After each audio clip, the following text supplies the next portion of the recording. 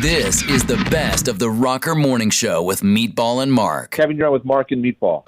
Hey, Mark. Hey, Meatball. How are you, Kevin? How are you? I'm doing great, thanks, man. Thanks for having me on. I really appreciate it. No, we really appreciate your time, man. Actor, comedian, SNL alumni, and now officially an artist and published author for a book. Welcome to the Rocker Morning Show, Kevin Nealon. Great to be here, man. I'm really looking forward to talking about all this stuff. Same here, dude. You know, we just talked to Phil Rosenthal last week, who put out the series Somebody Feed Phil, and you were on one of the episodes to give a joke for Max. How do you and Phil know each other? Oh, wow. I've known Phil.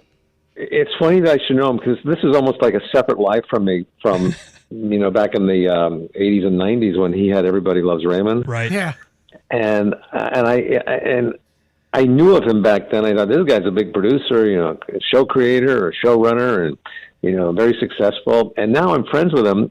And it's like, it's hard to fathom that I'm friends with this guy that I never knew before and I had such high respect for. Now I have no respect for it at all.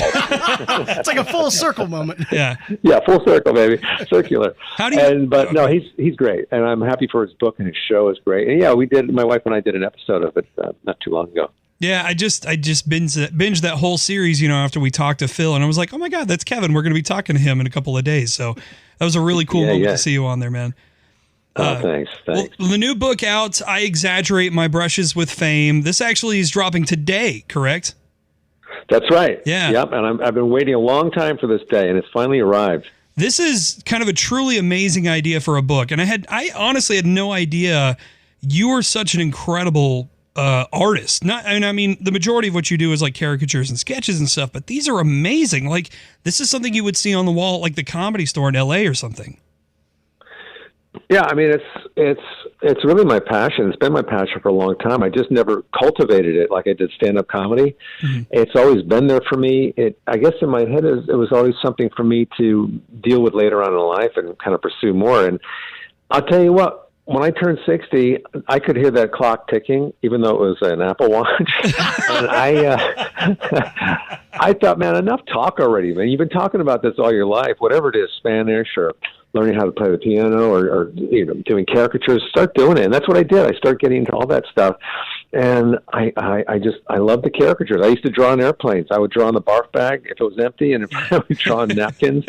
I would draw people sitting next to me on the plane sleeping. And I loved it. And I would put the seat number they were in. I never showed it to them or anything. Right. But some of those are in my book. And it's just, it's been a really great journey for me. And like I said, I'm taking Spanish for the last year and a half, and I'm learning to play the piano. So my life is pretty full. That's cool. A quick rundown of the idea of the book. I know that you used to sketch your SNL co-hosts in the margins of the table, read scripts, and is that how this all started? When did you really discover you had a knack for drawing? Well, it was really when I was about 7 or 8 years old. I went into this restaurant, and somebody had sketched on a napkin a picture of like a sad sack with a big nose and like really kind of duck lips and a long neck. And I loved that. I kept trying to remember how to draw it, and I could draw it perfectly today. And from that, I just started, drawing more and more. In school, I'd kind of draw the maps, the coastline of maps. And then I would, as I got older, I would start drawing. I would sketch everything, but it wasn't even a caricature. I would just sketch Notre Dame Cathedral in Paris, and then even during the table reads on SNL, I would sketch the people across from me, Chris Farley or the host in the margins, and that's even in the book. And then eventually, I just decided I would really focus on really following through on these drawings and have them colorized and really do a good job on that. So I had a few mentors, like one in England and one guy, Jason Seiler in Chicago. You got to check out his work. He's great. Very cool. Yeah, I noticed. I've been following down a rabbit hole on your Instagram, Kevin Nealon artwork, and I noticed you do some series on finding. Kevin finding Maggie. You did one for like Maggie Gyllenhaal, I think, and it shows kind of the progression of the multiple versions, of the art that you do to get to that final product. And I found that very interesting. Yeah, that's my process. I would snap a picture of it and save it, and then there'd probably be like sometimes 50 pictures of the evolution of that painting. Yeah. And you could see how often I go back and forth and trying to get it right until I finally am happy with one version of it. And like I said, it takes a long time. It takes a couple of weeks sometimes for each picture. Whereas a seasoned illustrator, sometimes they do the time-lapse thing, and you just see them one shot, and they draw it. Yeah. And then it probably takes them an hour to do the whole thing. And so hopefully one day I'll get to that point. But right now, it's certainly a labor. Each one is a labor of love. And I know that person's face very well by the end of my drawing. That's right. So when you show your works to the person that you're drawing, are they usually cool with them? Because I know celebrities can be a little picky with how they're portrayed. Has anyone ever hated one of your drawings of them?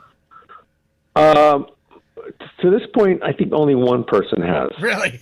I mean, really to the point with do not show that anywhere. Do not use it in any way or me. Dare we ask who that might have been? I can't tell you that. But, let the speculation begin.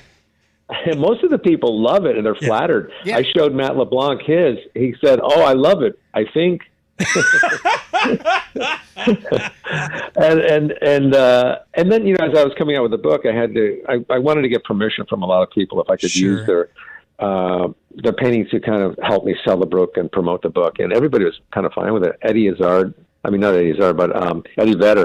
loved the painting, and he goes, whatever you want to do, man. He loved it. And, it's really cool. Jim Carrey, fine with it. Dana Carvey, Chris Farley's estate. I mean, everybody was really cool with it. And but I never showed anybody those pictures. I put them on my Instagram, and I never hear back from anybody except for Brad Paisley because he's a friend. Right. And then as the book got closer, they needed me to go out and get permission from these people, and it was really awkward because I didn't know what they would think of it. Right. And I think Jimmy Kimmel, Rami Malek was on the Jimmy Kimmel show one night, and Jimmy's a big fan of my artwork, and Rami was on, and he surprised him with one of my paintings of him. He said, well, here's something. I don't know if you've seen this. Kevin Nealon, he's a caricature artist. He drew this of you, and he held it up, and Rami looked at it, and he goes, "Kevin Nealon is no longer my friend." Oh, no. Yeah. Well, the cool thing about... go ahead. I was just going to say, I've had characters drawn of me, and I know what my features are that stand out, and I'm always kind of flattered by it. Yeah. Now, in addition to the art that's in this book that is just amazing, you're accompanying most of these photos with, stories that go along with the celebrities and the people that are in these paintings. Did you cultivate the stories before the art, or did you do the art and then kind of recollect those stories with those people? I think it was maybe a little bit of both, but mostly it was the paintings that I wanted to do, and then I would attach the stories, because some of them people I never met before, because they've been gone a long time. And if it was Freddie Mercury, for example, from Queen, I love drawing him, and I love that caricature. I would just muse about being the first concert I ever went to, or being in garage bands. Or having teeth that are not perfectly straight. Right. Well, just following up really, and, going back to your SNL days, are there any moments, like kind of holy crap moments, whether they were special to you or whether, good or bad, that kind of sticks and still lives with you today? Well, I've had a lot of moments on that show, for sure. And I've had some good times and some bad times, but mostly good times. And I think the one that stands out the most to me was Robert Mitchum. The actor from the 40s and 50s. He came on the show because I think his granddaughter had a short film she wanted to get on there, and I guess that was the negotiation he would be on if she could have the film on. And I wrote a sketch that was based on the old Raymond Chandler movies, the film noir, where he played a private detective. Yeah. And he would always be doing the voiceovers in there. I don't know where this chump came from, but I was going to find out. And so it was a sketch I wrote called "Death Be Not Deadly." And Jan Hooks, who's a great friend of mine and a great sketch player, she played the mall, and I played this kind of hoodlum guy. And I came into Robert Mitchum's office, as the private eye he was. Yeah. and we wanted him to find out something. But he would do the voiceover stuff, but it wasn't pre-recorded. He would hide his face behind the plant, or he'd go into the closet. That's great. Oh man! And I would keep catching him. I go, who are you talking to? Who are you talking to? Oh man!